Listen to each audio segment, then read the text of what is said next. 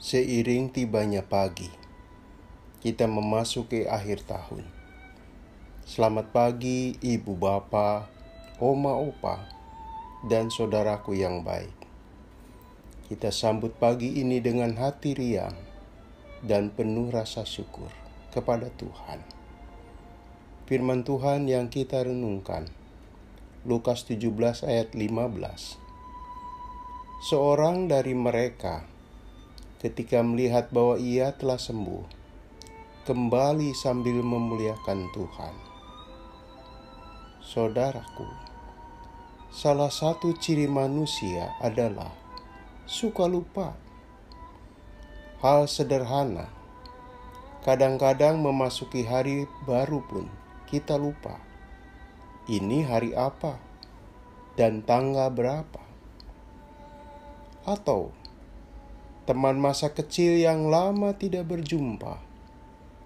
Bisa jadi kita sudah lupa nama dan wajahnya saat bertemu lagi. Hal tersebut berkaitan dengan memori otak kita. Ada hal lupa yang menyangkut sikap atau attitude. Jenis lupa ini menyangkut orang yang tidak menginsafi atau ingat siapa dirinya sebelumnya. Lupa tentang masa lalunya, sehingga terlena dengan keadaan sekarang, bahkan hanyut oleh situasi baru yang dihadapinya. Saudaraku, ada sebuah kisah lama, Syahdan. Ada seorang bendahara kerajaan yang jujur.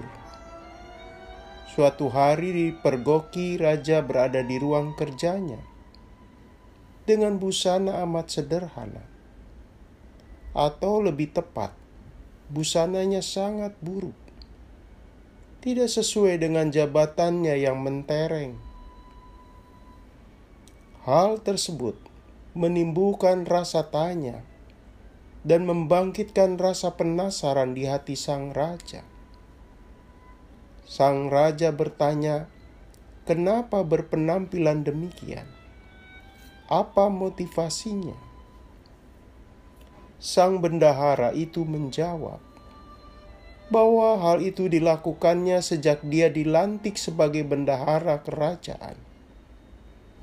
Saat dia bekerja sendirian di ruangannya yang megah dan indah, dia biasa mengenakan pakaian yang buruk kualitasnya.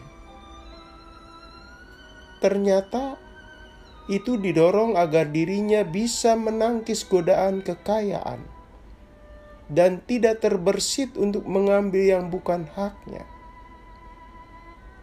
Dengan memakai pakaian itu, dia merasa diingatkan bahwa dulunya dia mengalami hidup susah, miskin. Pemakaian busana buruk itu merupakan cara pengingatan atas masa lalunya agar mencegahnya melakukan kecurangan dalam mengelola aset kerajaan.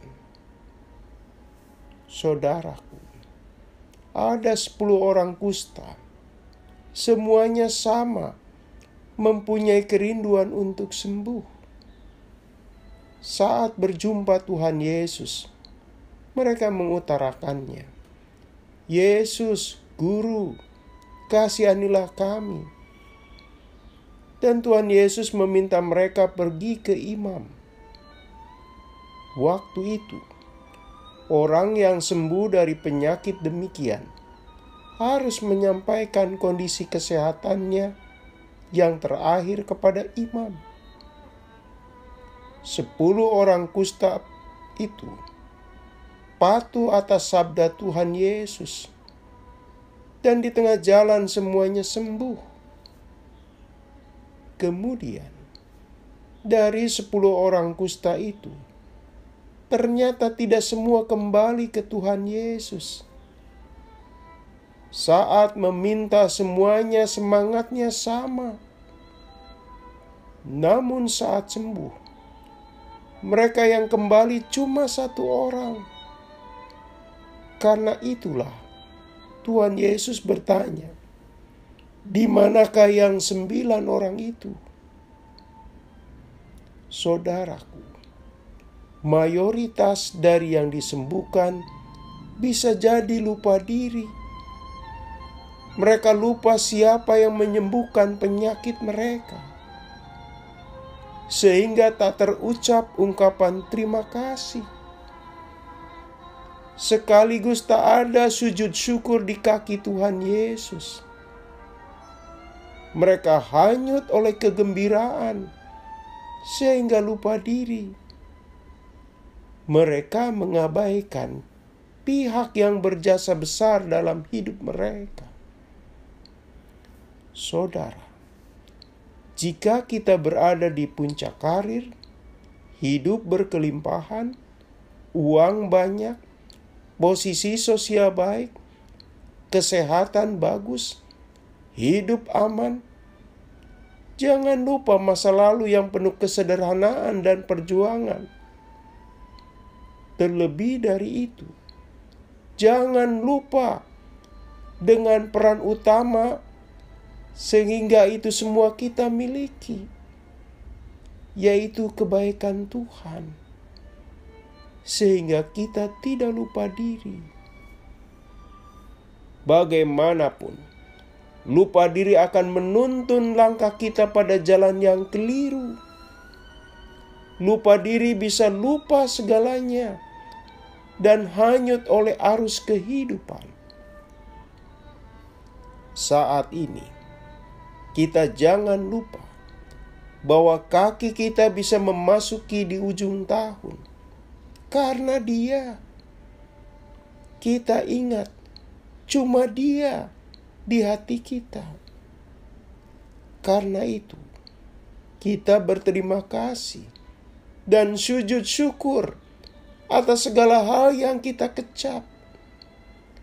Saat senang kita gembira, saat susah kita dimampukan melewatinya oleh karena kebaikan Tuhan. Mari kita berdoa.